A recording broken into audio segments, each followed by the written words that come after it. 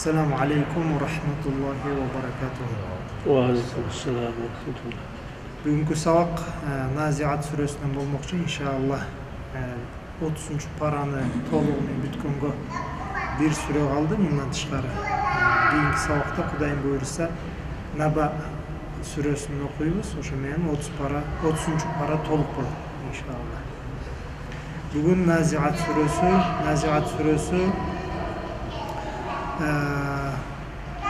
46 аяттан турат.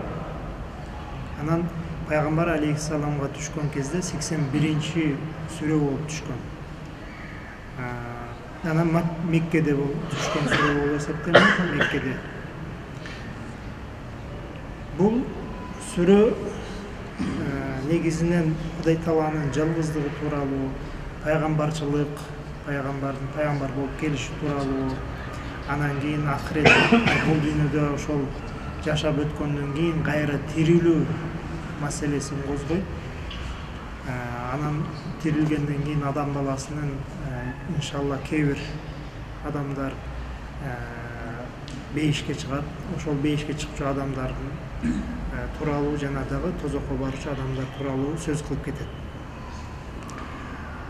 Сүрөнү баштаардан алдын эле Аллах Таалам бул сүрөнү баштаган кезде периштелерге, бир канча периштелердин түрлөрү бар. Ошол периштелерге касам ичип, алар тууралуу бир аз кабар берип кетет. Баштаганда эле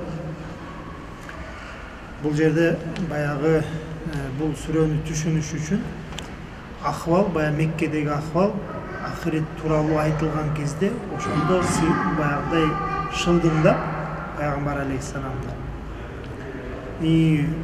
ушул акыретти айтып жатасың. Бейишке барсаң мындай болот деп атасың, тозокко тигиндей болот деп атасың. Ошондой эле биз кайрадан тирилесиң деп атасың.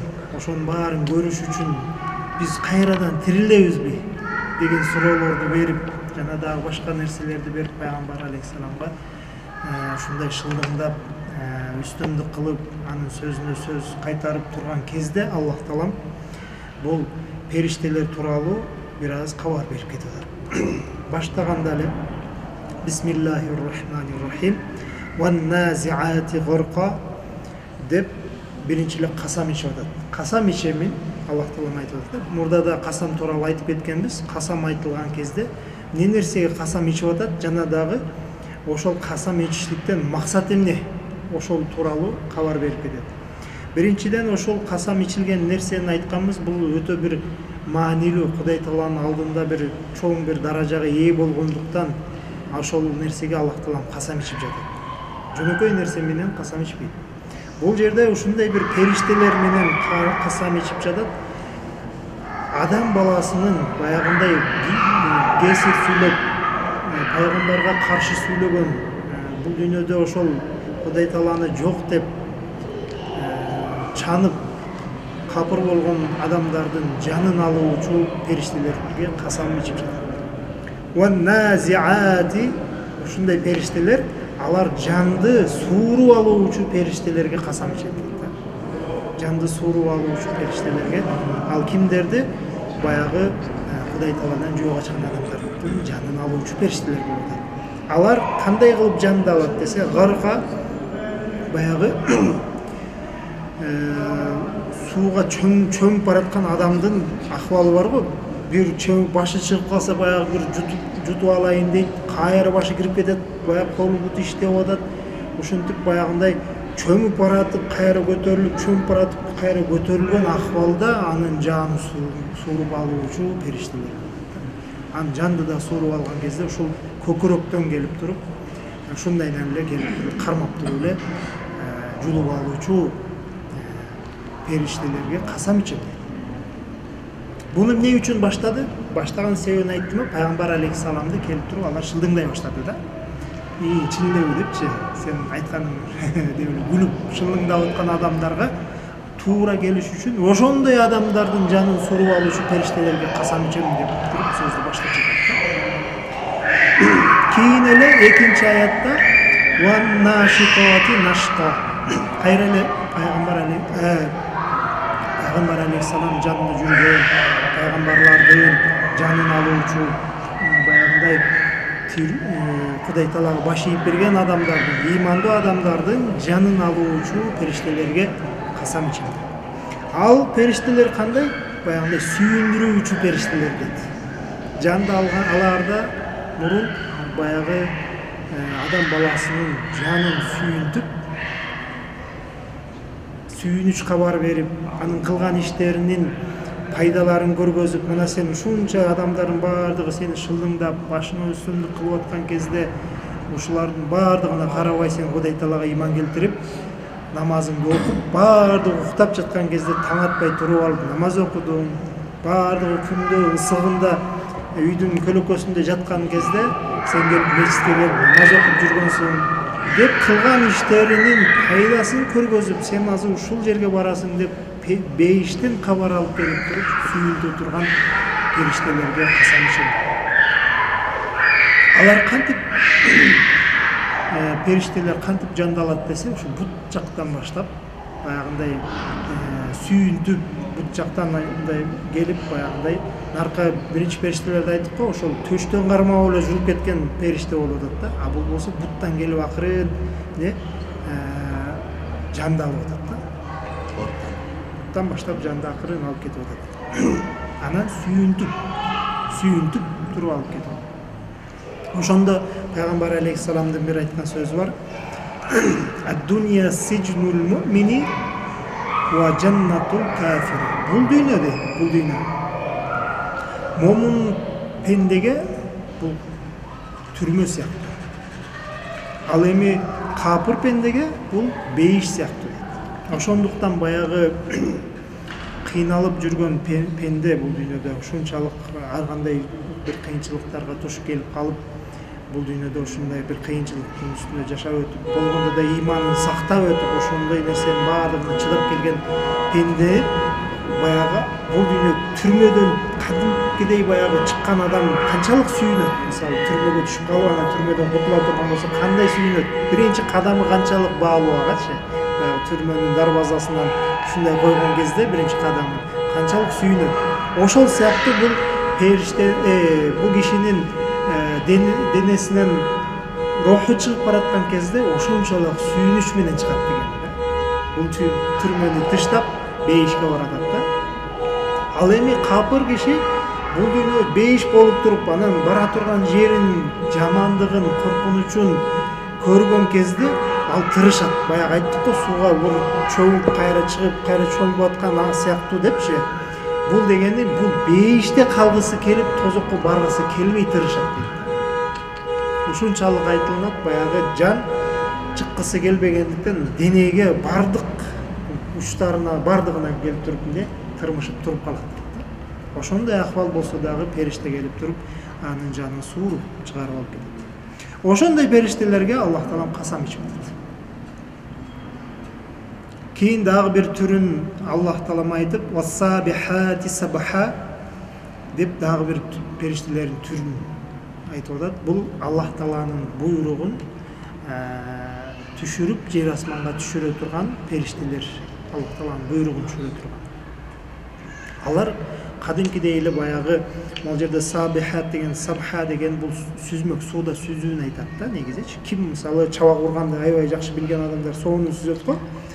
Ошол периштелер кудум эле сууда кетип бараткан сыяктуу, бул космоста болобу, же болбосо башка жерден болобу, биз айтабыз асмандан жерге түшөт депчи. Мисалы асмандан жерге түшүп аткан кезде ошо түшүшү, ошо сууда сүзүп бараткан адамга окшоп түшөт дегендей да. Сүзүп жүрүүчү периштелерге касам дейт. Бул жерде максаты эмне? Тездикте буйрулган буйрукту аткарууга аракет кылган.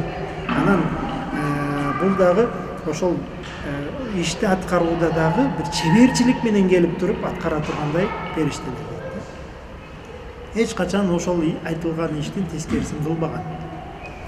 Жана дагы кээ бир алымдар айтып атат, бул жерде сабихати сабха дегенде бул баягы биз могу космоста билебиз го, мындай ар кандай планеталар бар да. Бул планеталарга касам деген дагы маани алсак болот экен. Себеп дегенде башка бир аяттарда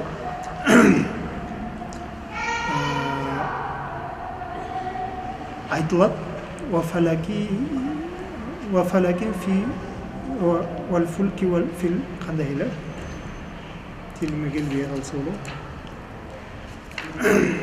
Fil pulkul meşhur. Ha, oşondan aldınqısı.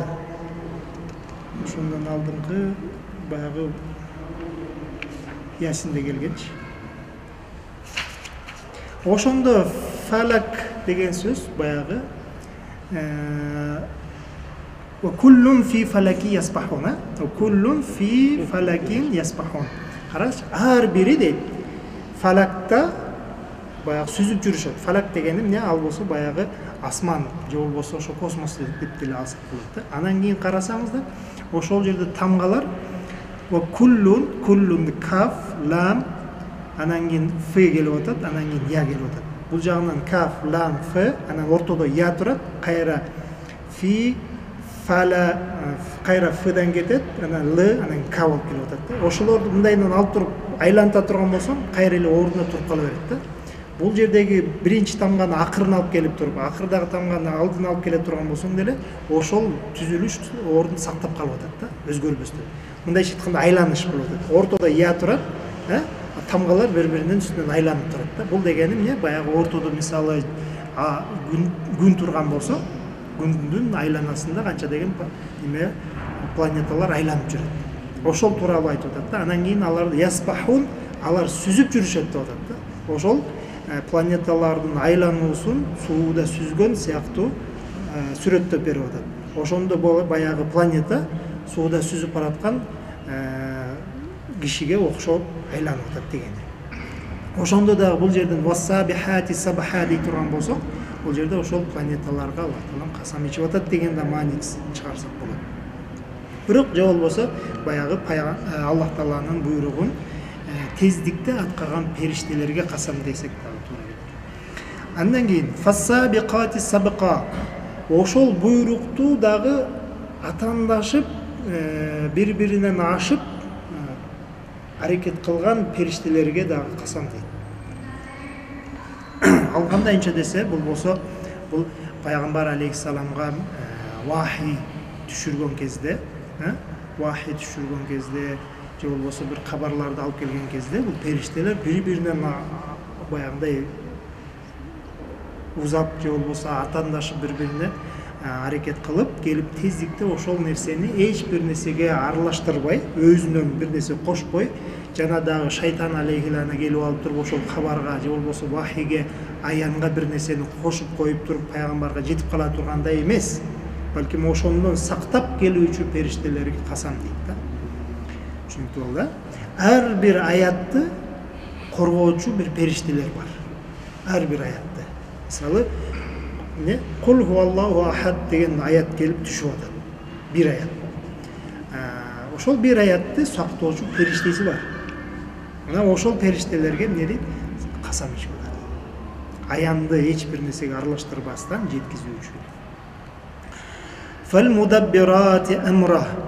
Жана дагы бул дүйнөдөгү болуп аткан мисалы жамгыр жаап атат, бир нерсе баягында күн тийип атат, же дагы бир нерселер жамгырдын жаагандан кийин өсүмдүктөрдүн өсүшү, ошолордун баардыгын аракет аткаруучу периштелер бар. Мындайча айтканда жаратылышка тиешелүү болгон периштелер бар. Ошол периштелерге дагы касам ичип атат Аллах Таала. Көрүңүздөр, бул жерден Аллах Таалам сөз баштаган кезде бул жерде эки адам, бирөөсү пайгамбар алейхиссалам акырет жөнүндө сөз кылып атат. Мындан жакшы адамдарга мындай нерсе бар, бейиш бар деп, жаман адамдарга мындай нерсе бар деп, баягы акырет жөнүндө же болбосо Кудай Тааланын жалгыздыгы жөнүндө сөз айтып келаткан кезде, бул жактан адамдар келип алып туруп, ар кандай сөздөрдү айтып, пайгамбарды шылдыңдаган адам бар. Эми ошол ортодо келип Аллах Таалам аятты, бул Назиат сүрөсүн түшүрүп жатат. Жүргөндө эле биринчи касам ичип, бул периштелерге касам ичип атат. Периштелер бар ушундай. Эч бир буйруктан ашып чыгып, өзүнүн билген нерсесин кылып жибере турган эмес, балким эч качан Кудай Тааланын буйругунан чыкпаган периштелер бар. Алар түрдү деп туруп эле биринчи жан алгыч периштелер тууралуу сөз кылып атат. Андыктан биз буга чейин угуп жүргөнбүз да, жан алгыч Азраил деп элечи туурабы, бир эле периште бар депчи.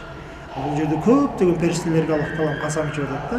Ошол периштелер дагы бири-биринен айырмаланып турат. Бирөөсү бир гана ошондой бир Кудай Тааладан жөө качкан адамдардын артынан жүрөт, анын жанын алам деп.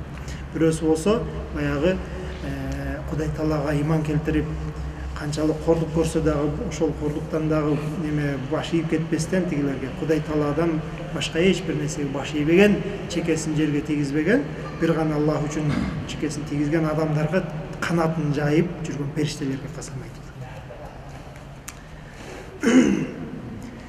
Айтып келип туруп эле Аллах Таалам ва кулуб Yawma tarjufur rajifa deydi. Ушундай бир күн келет. Tarjufur rajifa tatbauha radифа. Раджифа дегени бул баягындай, буну алымдарыбыз эки түрдүү, үч түрдүү кылып баяндап кеткен экен. Бул биринчи баянда, тафсирде буну жер титирөө дейт. Tarjufur rajifa дегени жер биринчиден титиреген кезде дейт. Кийинки аятта татбауха радифа. Анын артынан эле ээрчүүчү келет дейт. Ээрчүүчү дегени эмне? Ошол жер титирегенден кийин дагы бир башкача, бул биринчи титирөөдөн башкачараак болгон бир дагы бир титирөө келет дейт. Экинчи титирөөгө да касам ичип атат да.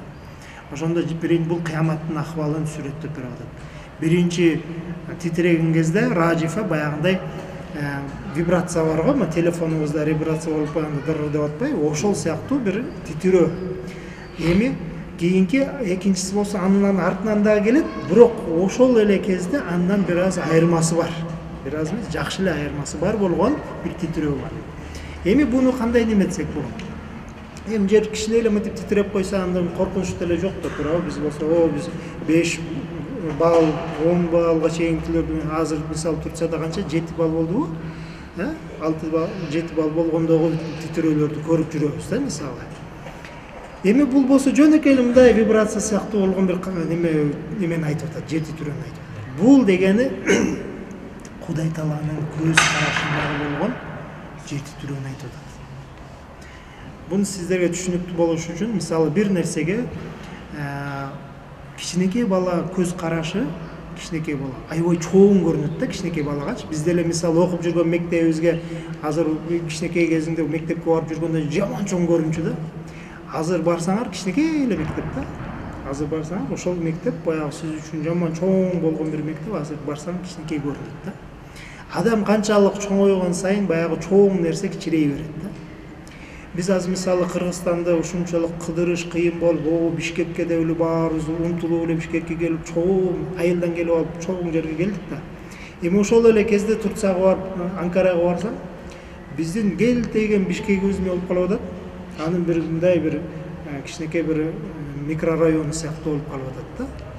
Чоң Анкараны көргөндөн кийин, же болбосо Стамбулду көргөндөн кийин, баягы чоң шаарларды көргөндөн кийин, баягы нерсе кичинекей. Бишкекке кайтып келсең, баягы тез эле баягы баштан аягына жетип калгандай болуп кала берет да. Ошол сыяктуу адамдын көз карашы канчалык чоң болгон сайын, баягы нерсе бизге чоң болуп көрүнгөн нерсе кичинекей болуп көрүнө берет барган сайын. Эми ойлоңуздар, бул жерде Таржуфур раджифа дегени бул Кудай Тааланын көз алдында, Аллах Тааланын көзү бар деген жер жок. Ошол Кудай Таала тараптан бул жер титирөө кичинекей бир вибрация сыяктуу болуп атат да. Ошого касам ичип атат, бул нерсе биз үчүн жаман чоң бир жер титирөө да. Биз үчүн, биз жердин үстүндө жашап жүргөн адам баласына, бул жер титирөө аябай чоң бир жер титирөө болуп эсептелет. Анын артынан дагы бир жер титирөө келет, артынан ээрчип. Ал жаман чоңураак, андан дагы чоңураак жер титирөө келет. Баягы тоолор жүн болуп сапырылып кете тургандай деңгээлдеги жер титирөөнү айтып атат. Анын артынан келет деп атат. Же болбосо буну дагы алымдарыбыз Таржуфур раджифа дегенди бул баягы сурнайды укканбыз да, сурнай тартылат депчи. Биринчи жолу сурнай тартылат, анан кийин экинчи жолу сурнай тартылат деп. Бул Таржуфур раджифа дегенде биринчи сурнайды айтып атат. Биринчи сурнай тартылган кезде бүткүл ааламдын баардыгы жок болот. Бүткүл ааламдын баардыгын жок болушту бир кичинекей вибрацияга Аллах Таала салыштырып жатат, экөөнү окшоштуруп. көрдүңүзбү? Аллах Тааланын алдында баягы бүткүл махлукаттарды Аллах эмнени жараткан болсо, ошонун баардыгынын жок болуп кетишинин акыбалын бир кичинекей мындай бир титирөөгө окшоштуруп атат да. Кийинки татбауха радифа, андан кийинки экинчи сурнай тартылат дейт. Анда уже кайрадан жаралуу болуп туруп, баягы адам баласы не кылган болсо, ошонун баардыгына жоопкер болуп, жооп бере турган күн келет. Ал баягы кайрадан тирилүү маселеси.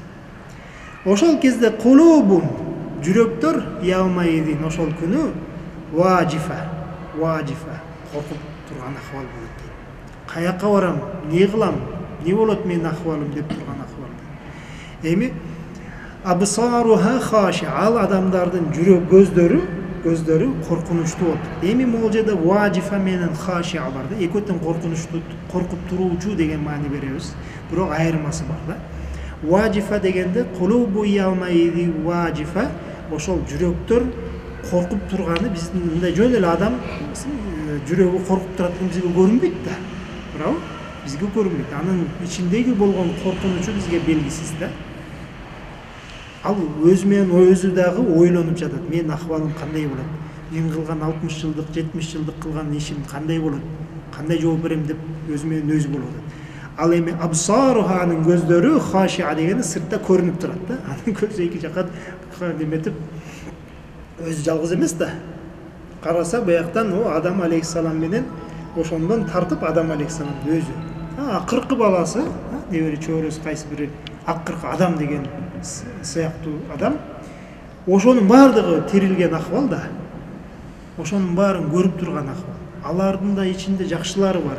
Алардын ичинде жамандары бар. Алардын баардыгы Кудай Тааланын алдында жоопкерчиликке турган кезде алардын да акыбалы ар кандай болуп турат да. Алардын баардыгын көрүп, көз коркуп турган акыбалы. Көрүнүп турат дегени да, коркунучу. Ушундай күн келет деп тур Аллах Таалам баягы Кудай Тааланын элчисин маскаралаган адамдарга кабар берип жатат. Якулуна, алар бул дүйнөдө мына ушул адамдар баягы жүрөктөрү коркуп, көздөрү титиреп, наркы берки карап турган акыбалдардын адамдардын акыбалы бул дүйнөдө. Алар мындай дейчү дайыма, якулуна ушинтип айтып жүрүшчү. А инна ламардудуна фил хафира. Хафира деп баягы чуңкурду айтат. Баягындай бир нерсени казып койсок, чуңкур кылып, ошону хафира деп. Хафир. Бул дегени алар айтышчу да, биз ошол чуңкурга кайтып барабызбы дегени, биз биринчи акыбалыбызга кайра кайтып барабызбы деген сөз. Бул мындайча айтканда каймана сөз да. Чуңкурга кайтып барабызбы дегени, бул биринчи биздин бул дүйнөдөгү жашообузга кайрадан кайтып келебизби деген сөз. Биринчи акыбалыбызга кайра кайтып келебизби дегени. Макул эми өлгөндөн кийин кайра тирилесиң дейсиң деп пайгамбар айтып атат. Биз эми өлгөндөн кийин кайра ушул акыбалыбызга кайра кайтып келебизби? Биз ушундай кебетебизге кайра кайтып келебизби деген сөз болуп атат да. Алардын сөзү ушул эле дейт. Алар бир нерсе десе эле, эмне ушул кайрадан тирилип отурабызбы? Кайрадан келебизби деп эле сүйлөйт дейт. Сүйлөгөн сөз ушул. Айда кунна айдаман нахира. О, чирип кеткен бир сөөк болуп, сөөгүбүз, этибиз баардыгы чирип кетип, эч нерсеси калбай калган, чирик болуп калган күндө дагы биз кайрадан келебизби? Ошол чириген нерсе азыр кайрадан адам сыяктуу болуп, кайрадан тирилеби деген сөздү узатып атат. Анан дагы ошонун үстүнө дагы айтат эле, тилка, эгерде сен айткандай болсо, сен айтып атасың баягы кайрадан тирилип, жакшы адам жакшылыгын көрөт, жаман адам жамандыгын көрөт деп атасың. Идан карратун хасира. Кайтуу өтө бир өкүнүчтүү болот го дейт. Кайрадан кайтыш бул ушул акыбалыбызга кайрадан кайтышлык өкүнүчтүү болот го дегени. Муну эки түрдүү мисал кылсак болот да. Биринчиси, эгерде биз ушундай акыбалыбызга кайрадан кайтып келе турган болсок, силерге эле кайрадан эле өкүнүч болот деген сөз да. Биз баягы эле байбыз, баягы ушул акыбалга кайтып келген болсок деп баягы кыяматты элестине албайбы, азыркы акыбалын кайрадан колунан жибергиси келбей жатат да. Акчам бар, бийлигим бар, күчүм бар, бардык нерсе ушундай боло турган болсо, эч кандай мага зыян жок, сага зыян деген мааниде да. Мен ушундай эле күчтүү болуп турган болсом, дагы деле келип ошол күнү дагы кайрадан тирилсем сенин үстүңө бир жамандыкты жеткизем деген бир ой болуп, же болбосо чындап эле сен айткандай болуп кала турган болсо, эми макул биз акыретке барсак ошондо зыян көрөбүз деген сөз да болушу мүмкүн да. Макулбу? Калу айткан сөздөрү эмнекен? Тилка сен айткандай боло турган болсо, идан ошол кезде карротун хасира, кайтышлык булду экинчи жолу бул дүйнөгө. Не хасира өкүнүчтүү болот. Деп туруп алардын айткан сөздөрүн мына силер ушинтип айтып жатасыңар. Бирок fa innama hiya zajratu wahida. Бул баягы биз айтып жаткан жер титирөө болуп туруп, баягы периштелер бары келип туруп, дүйнөдөгү адамдардын баардыгын жүрүп, баягы төштөрүнөн келип туруп, жулуп кетип, ошолордун баардыгы hiya zajratun wahida. Бул жалгыз бир эле жолу боло турган окуя. Бир эле келип туруп эле тарс эткиз баардыгын жаныңарды алып кетебиз дагы, кайрадан тирилтүү булдун баары биз үчүн бир эле окуя болот. Фаидахум биссахира. Алар ошол кезде кайрадан тирилген кезде жердин астында жаткан баягы сен тирилген кезде мен чирип калган акыбалымда эч нерсем калбай калса, анан кийин кайрадан тириленби деп отурасың. Ошол чирип калган нерсе кантип жердин үстүндө тирүү акыбалында, ушундай акыбалында кайрадан тирилип калганын билбей калат. Ушундайынан туруп калат. Фаида хум биссахира деген ошол жер бетине кайрадан алар не туруп калат. Бул башында айта кеткенбиз, таржуфур раджифа дегенде айтканбыз, жер титирөөнү Аллах Тааланын көзүнүн карашынан бул кичинекей бир вибрация сыяктуу деп атпадык беле.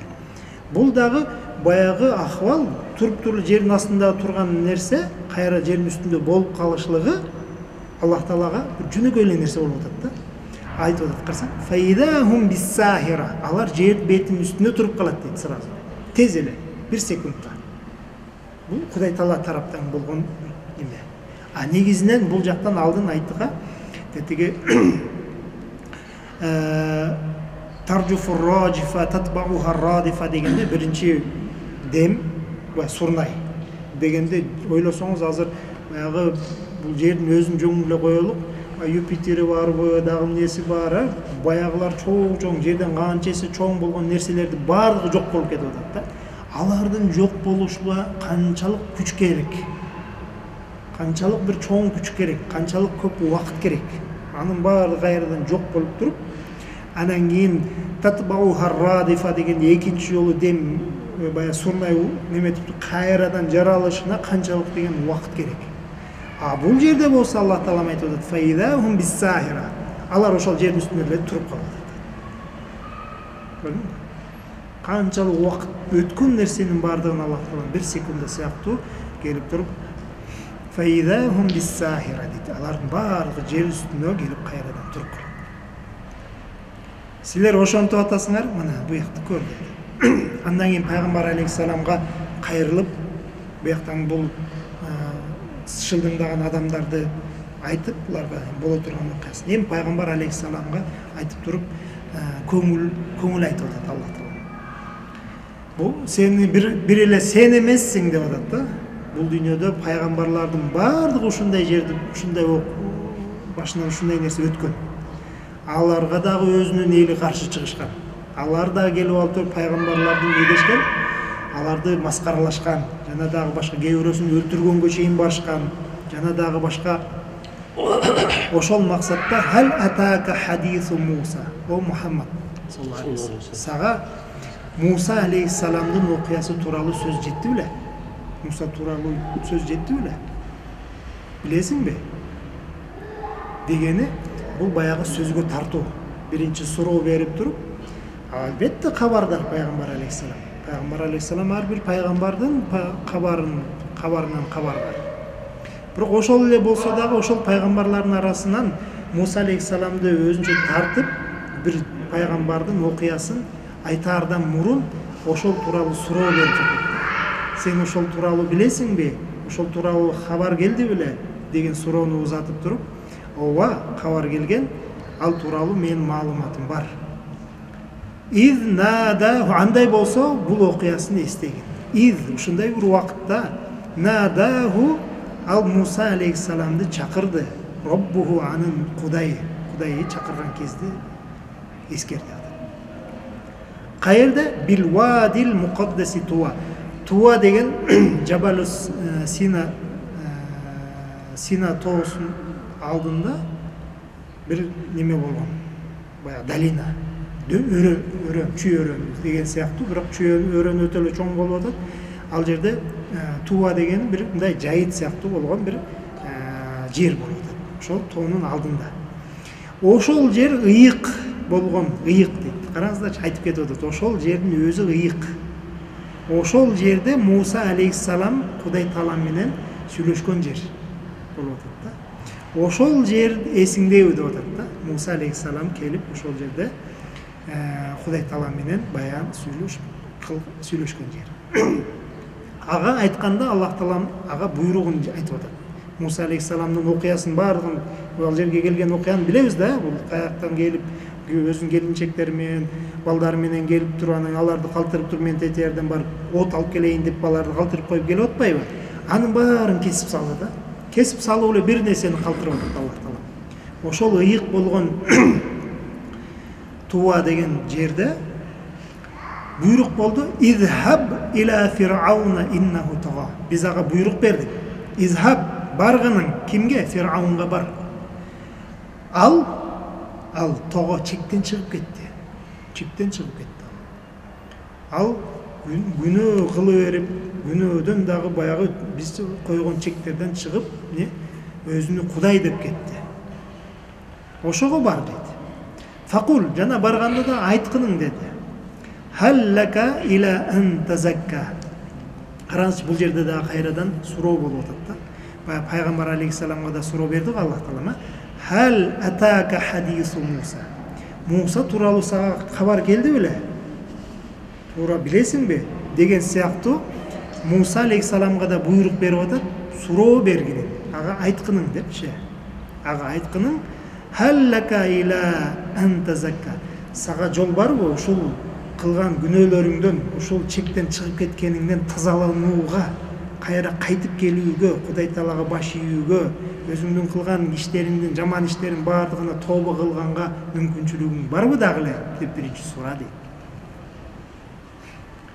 Андан кийин ва ахдияка ила роббика фатахша. Жана дагы сени өзүңдүн Кудайыңа бара турган түз жолду көргөзүүгө мүмкүнчүлүк барбы? Мен сага көргөзүп берейин түз жолду. Ал жол сенин Кудайыңа жеткизет. Жете турган болсоң фатахша, биринчи эле Кудай Тааладан коркунуч пайда болот сен андан корко баштайсың деп атат. Бул деген кандай? Бул деген биринчиден баягы бул өзүнү баягындай бир чоң адам биринчи сезип алды. Андан кийин барып туруп Кудай сыяктуу кылып алды өзүнү. Кудайдан ашырып кетти. Кудайдан артыгыраак да болуп, өзүнү менден артыгыраак Кудай жок деп калды да. Андан бул жерден ошол суроонун биринчи эле ушул күнөөңдөн тазалууга, тоба кылууга мүмкүнчүлүгүң бар. Тоба кыласыңбы деген сөз да. Тоба кыл деген эле буйрук болуп калды. Андан тышкары эгерде тоба кыла турган болсоң, кайта турган болсоң, мен Кудай Таалага бара турган жолду сага көргөзөм, түз жолду көргөзөм. Түз жолго саламын сени. Дейт. Анан натыйжада Кудай Тааланын түз жолуна түшкөндөн кийин сен Кудай Тааладан коркуп, Кудай Таалага баш ие баштайсың. Кудай Таалага иман келтиргенде эле биринчи эле келе турган сезим бул коркунуч сезими пайда болот. Кимде ким Кудай Таалага иман келтире турган болсо эле кылган буга чейинки кылган иштеринен эмне болот деген бир ой пайда болот да, кичине баягындай коркунуч пайда болот. Ошол акыретине, кылган иштерине себеби. Биз билебиз, кимде ким иман келтире турган болсо капыр адам, ошол иман келтириши менен эле Аллах Таалам ошол коркунучту жоготуш максатында буга чейинки күнөөлөрдүн баарын кечирип атат да. Ошондой мүмкүнчүлүк берем деп атат да. Көрдүңүзбү? Фатахша дегени сени Кудай Таалам кечирип, сен ошол коркуп иман келтирген себебиңден буга чейинки ошол Кудаймын, жана эмнебин деген сөздөрүң баардыгын кечирип жиберем деген сөз. Эгерде иман келтирип кайта турган болсо. Андан тышкары дейт, фарахул аятал кубра. Бул жерде пайгамбар алейхисаламдын өзүнө кайрылып айтып атат. Ошо эстесең, Муса алейхисалам келип туруп Фираунга чоң бир белгилерди көргөзгөн дейт.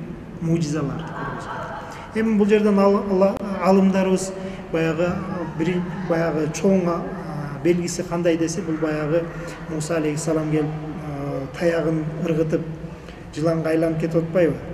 Ошону чоң белги дейт. Же болбосо баягы чапанынан мындай колун чыгарган кезде эле колун баягы ушундай бир нур чачып, нур чыгып калышын айтып атат. Же болбосо дагы суудан өтүп кеткен мужизасын айтып атат. Же болбосо ушундай бир көптөгөн мужизалары бар эле. Ошолордун ар бирөөсү мүмкүн бул деген сөздөр айтып атат дагы. Бирок туурарагы ошол мужизалардын бардыгы бул жерде максат кылынып атат да. Бул жерде бир эле аят, бир эле белги тууралуу сөз болуп атат. Бирок негизинен Аллах Таала мага берген ар бир мужизасы чоң болгон. Ар бир мужизасы улуу болгон. Кайсыл эле бири болбосун, ал таягы болбосун, колу болсун мисалы, же болбосо мисалы ошол суудан өтүп кетишин өзү деле, ошонун ар бирөөсү чоң болгон. Ошол жерде фарахул аятал кубра дегенде ар бир көргөзгөн мужизасы улуу болгон, чоң болгон. Ошону эсте дейт. Ошентип ал элге ошол Муса алейхисалам Фираунга ошол белгилерди көргөзгөндөн кийин ал Фираун келди дагы факаззаба, анын бардыгын жалганга чыгарды. Сен сыйкырчысың, сен пайгамбар эмессиң, сен сыйкырчысың, сен сыйкыр кылып атасың. Бул таякты кантип эле ыргытып жиберсең бир жыланга айланып кетсин. Бул сыйкыр деп туруп, аны жалганга чыгарып фааса, жана күнөөгө батты, күнөө кылды. Сумма адбара яс'a, кийин артка кайтты дагы, аракет кылып ошол жердеги бүткүл сыйкырчылардын бардыгын, баягы аяктан болбосун сыйкырчы бар болгон болсо ошонун бардыгын жыйнаганга аракет кылды. Бардыгын жыйнаганга аракет кылды. Фахашара фанада, алар баарын жыйнап алып бир жерге. Анан алардын баягы өзүнүн тронуна чыгып алып туруп, анан кийин өтө бийик үн менен кыйкырды. Фанада, жар салды. Факала, айткан сөзүм не болду? Ана роббукумул а'ла. Ошол жерде айтты, мен силердин эң улуу бир кудайыңармын дейт. Буну дегени эми алымдар мындай деп дагы тафсирлеген экен. Ошол баягы чогулткан өзүнүн кол астындагы сыйкырчыларга башка элдин бардыгын ибадат кылдыртып, сыйкырчыларга ибадат кылдыртып, анан ошол ар бирөөсү бир кудай сыяктуу болуп калды да. Сыйкырчылардын ар бирөөсү бир кудай сыяктуу болуп калып туруп, анан өзү чыгып алып өйдөрөк баягылардын бардыгына, кудай болуп калган сыйкырчылардын бардыгына айтып атат, силердин кудайыңар менмин деп атат. Мен силердин улуураак, силерден дагы өйдө турган кудаймын деп атат. Роббукумул а'ла деген ошол да. Бүткүл кудайлардын бардыгынан артыгыраак болгон менмин деп атат.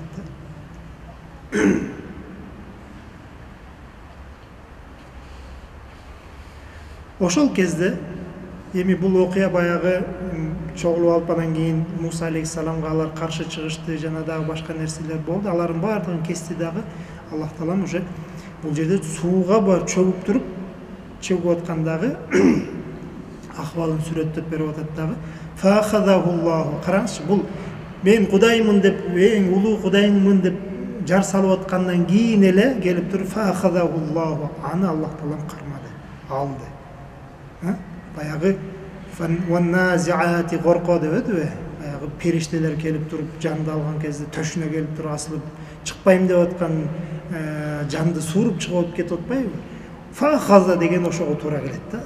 Алды депчи. Кудум эле ошол Аллах Таала периштелер келип алып атат да. Баягы жанды кабырлардын жанына алуучу периштелер. Бул жерде Аллах Таалам өзү алып аткан сыяктуу фахадахуллаху накалал ахирати вал ула. Бул акыркы күнөөсүнөн жана дагы эң биринчи кылган күнөөсүнүн себебинен анын жанын алды дейт. Акыркы деп неге биринчи акыркы күнөөсүн биринчи айтып атат? Акыркы күнөөсү себеп дегенде бул жерде жакыныраак болуп атат да. Акыркы күнөөсү эмне болуп атат? Могул сөзү да. Faqala ana rabbukumul a'la деп акыркы сөзү ушул болду. Жаман чоң күнөөсү. Не dedi ал? Мен силердин эң улуу болгон кудайыңармын деп өзүн кудай деди. Туурабы? Анда мурунку күнөөсү кайсыл десе?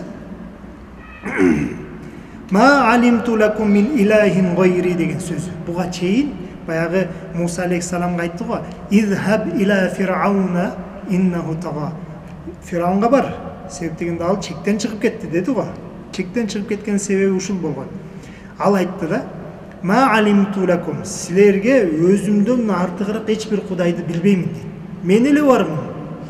Менден артык эч бир кудай жок. Мен эле кудаймын деп атат да. Бул өзүнүн баягы кол астындагы элге бардыгына немелерин бардыгына айтты. Силер сыйына турган эч бир кудай жок менден башка. Мен билбеймин дейт. Тааныбаймын эч кимди. Деген биринчи күнөөсү ушул. Ошол эки айткан сөзү үчүн бир акыркысына дагы алдын айтылган сөзүнүн күнөөсүнүн себебинен Аллах Таала аны жазды. Инна фи залика, мана ушул нерседе, бул окуяда Муса алейхиссаламдын Фираун менен болгон тирешүүсүндө ла ибратан, ибрат бар. Ибрат бар. Биз бая пайда ала тургандай ибрат бар. Лиман яхша, кимде ким Кудай Тааладан корко турган болсо. Жана да айта кеттик, яхша дегенде эки жолу келди буга чейин. Биринчисинде айттык, яхша дегени эмне? Көрүнгөн коркунуч, көзүнөн карасаң коркуп турганы эмне? Белгилүү. Ошентип чындыктан аркы беркини карап туруп ибрат алып, деп мындай кылсам болбойт экен деп адамдын көзүндө көрүнгөн ыймандуу адамдын адамга эмне ибрат болот. Же экинчиси болсо эмне дедик? Бул баягы вахдияка иля роббика фатахша. Сага Кудай Таалаңа бара турган жолду көргөзөмүн. Сен эгерде ыйман келтире турган болсоң, анда сен Кудайдан коркосуң деди го. Бул дегени баягы буга чейинки кылган иштердин бардыгына коркунуч пайда болот дебедикпи ыйман келтиргенден кийин. Сен бар турбайсыңбы? Деп эле сенден башка Кудай Таала жок турбайбы? Мен сага ыйман келтирдим деш менен эле биринчи проблема буга чейинки күнөм эмне болот деген проблема болду да.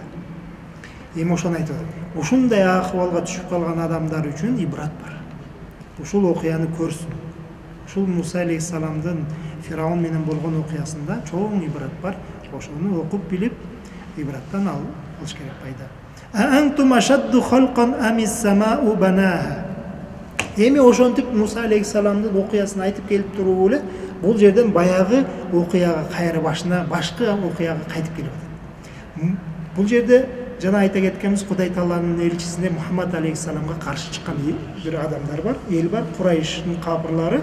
Бул жакта пайгамбар алейхиссалам. Экөөнүн ортосунда не болуп атат? Сөз жүрүп атат. Булар болсо пайгамбар алейхиссаламды шылдыңдап жатышат. Эми бул жерден жана айтканбыз, буларды бүтүп пайгамбар алейхиссаламга кайрылды депчи.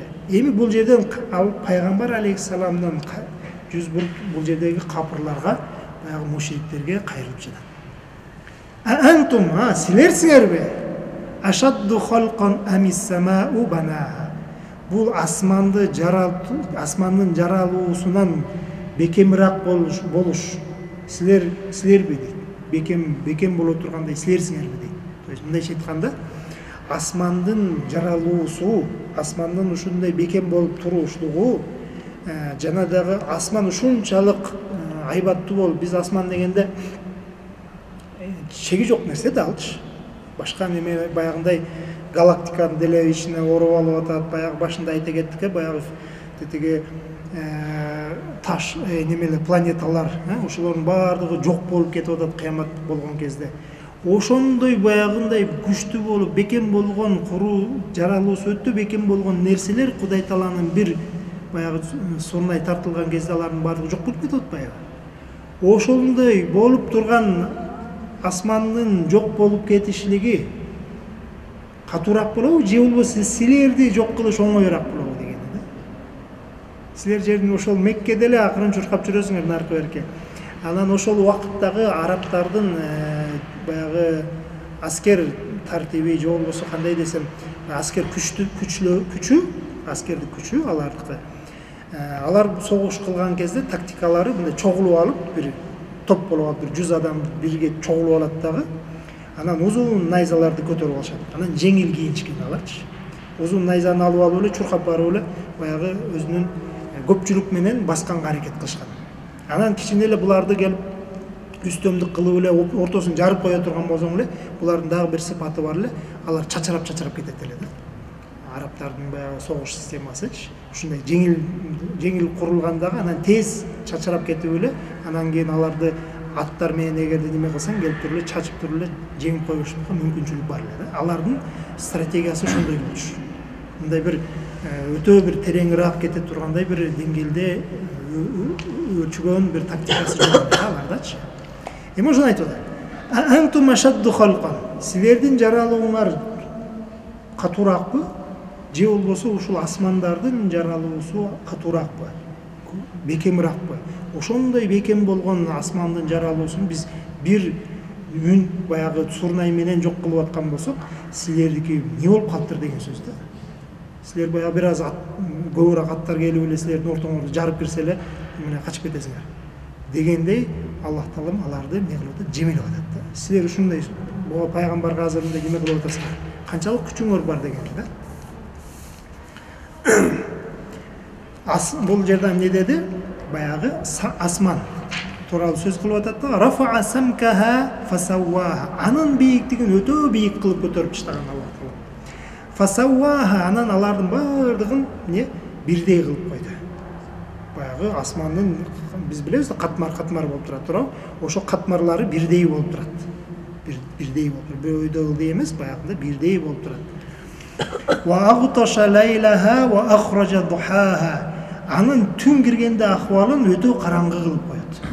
Баягы жерден мисалы асманга түн басып калган жакка самолет уча турган болсо, мисалы же болбосо өтө бир неме да, караңгы, өтө караңгы.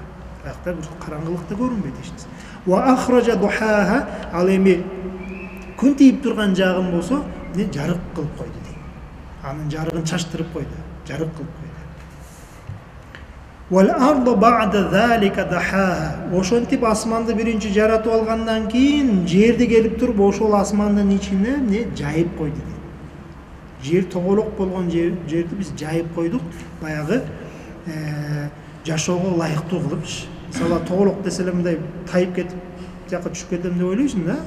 А бирок бул ушунчалык чоң болуп туруп баягы түз сыяктуу да. Түз сыяктуу кылып мындай жайып койду. Ахража минха ма'аха ва мар'аха. Ошол асмандан суусун түшүрүп, жамгыр жаадырып, жерге жамгыр жаадырып туруп, ошол жерден хайванаттар жей турган чөп чарлардын баардыгын өстүрүп койдук. Жашылчалардын баарын өстүрүп койдук биз. Вал жибала арсаха. Ал эми тоолорду биз бекем кылып баягындай кагып койдук. Дегени бул баягы мык сыяктуу.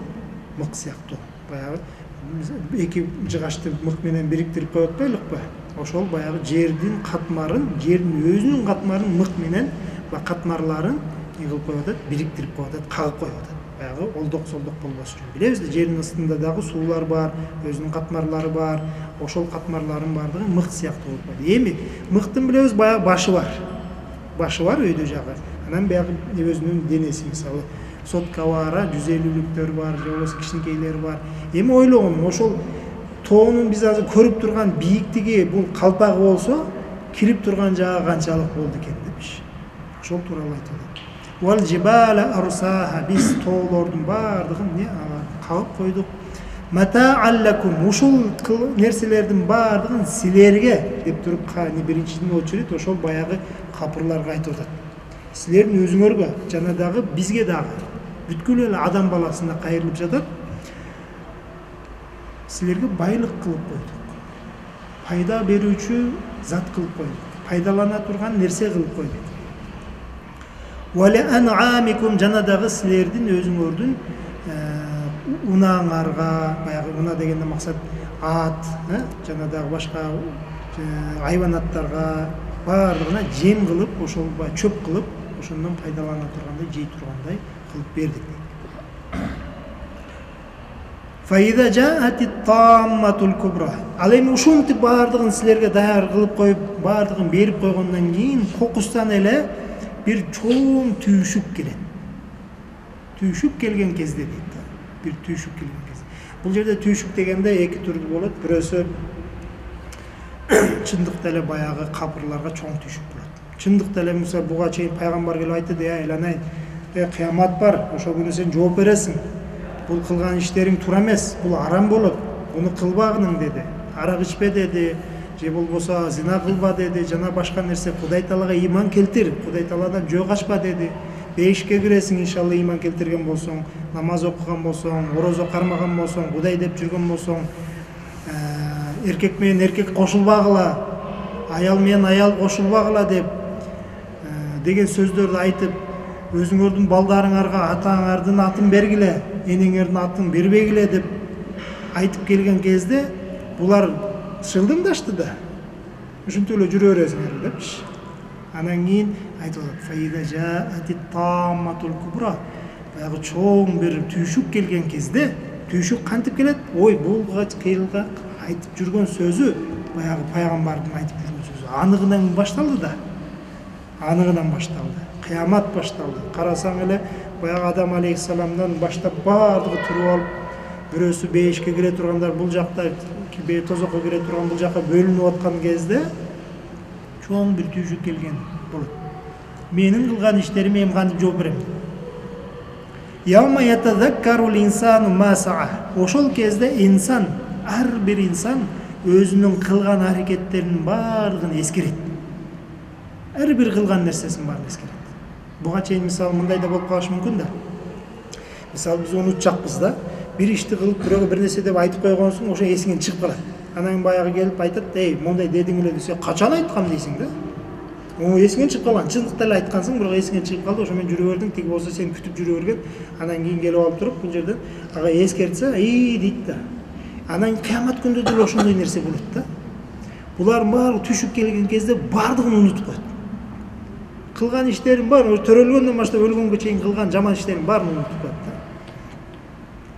Бирок ошондой болсо дагы яума ятазаккарул инсану ма саа.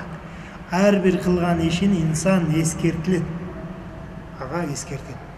Ага далил алып келет. Чындыкта сен кылгансың депчи, мына могу кылгансың, жазылган деп туруп ар бир нерсесине жазылган, кылган иштеринин датасына чейин, бул күнү момча могу жерде мындай иш кылгансың деп баардыгын жазылып турат. Ошондой нерсенин баардыгын алып келип туруп инсанга көргөзгөндөн кийин кылган нерселерин баардыгын эстейт. Эстегенден кийин мен кылган турбайммы дейт да. Дегенде эле ва бурризатил жахиму лиман яра. Тозок ачыктан ачык кылып көргөзүлөт дейт. Кимге үчүн? Лиман яра, ошол тозокту көргөн адамга дегени. Тозок бул жерде тозок алып келип туруп, баягы махшарга бара турган адамга тозок алып келип көрүнүшү мүмкүн. Же болбосо бул келип туруп тозокко алып келип туруп аны киргизгенден кийин көрүшү мүмкүн.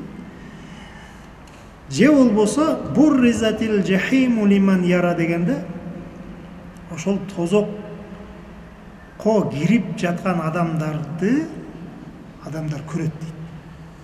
Бул дегени мисалы бейишке кирем деген адамдарга дагы тозокко кирип аткан адамдардын киришин, тозокко баягы кирип атканын анык көрөт дейт. Бейиште отурат, бейишке кирип алган, алхамдулилlah. Анан караса баягы анын үстүнөн бул дүйнөдө бирөө зулум кылып жүргөн, ошол зулум кылып жүргөн адамдын тозокко кирип баратканы көргөзүлөт дейт.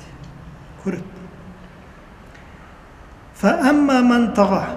Ал эми ошол учурда адамдар экиге бөлүнөт. Кимде ким тага, баягы чектен чыгып Кудай Таалага баш ийбестик кылган адамдар. Ва асарал хаятад дунья. Жана бул дүйнөнү акыретке караганда бул дүйнөнү тандап алган, бул дүйнөнүн жашоосуна батып кеткен, бул дүйнөнүн жашоосуна берилген адамдар. Фаиннал жахима хиял маъва. Алардын бара турган жери тозок. Бара турган даярдалган жер тозок болот. Ва амма ман хафа мақама раббихи. Ал эми Кудай Тааланын алдында турган, ага таандык болгон жайдан барышына корккон адамдар бар да. Бул дегени мындай да, Кудай Таала ага ыйман келтирген үчүн эле, ыйман келтирди да, ошон үчүн ага бир жайды даярдап койду. Ал болсо жай Аллах Тааланын алдында. Дегени Аллах Таала кыяматта ага бир жай берген. Бирок ошол жерге барышлыкта дагы бир коркунучу бар. Кантип мен барам, кантип жетем дегени да. Коркуп баягы жана айттык го, биринчи эле ыйман келтиргенде бир коркунуч пайда болот депчи. Коркунуч пайда болот. Бул акыбалым кандай болот, күнөөлөрүм кандай болот деп ар кайсы нерсеге неме коркунуч пайда болгондон кийин бара турган жеринде дагы эмне кантип эми ал жерге жетем деген адамдар бар дейт. Ванахан нафса анил хава. Өзүнүн каалаган нерсесин, нафсысынын артынан ээрчип кетүүдөн сактап тыйып жүргөн адам дейт. Караңызчы. Фаиннал жанната хиял маъва. Бейиш анын бара турган жери болот дейт. Анын бара турган жери бейиш болот иншалла. Деп туруп бул жерден не кылды? Эми эки адамдын экиге бөлүп туруп бейишке тозокко бара турган адамдарды айта кетти дагы. Ясалунака деп туруп кайра пайгамбар алейхиссаламга кайрылып жатат. Ясалунака сенен келип дайыма ушул нерсени сурай беришет. Дайыма сураган сөзү анисаати, кыямат качан болот? Качан болот деп эле сурай берет да.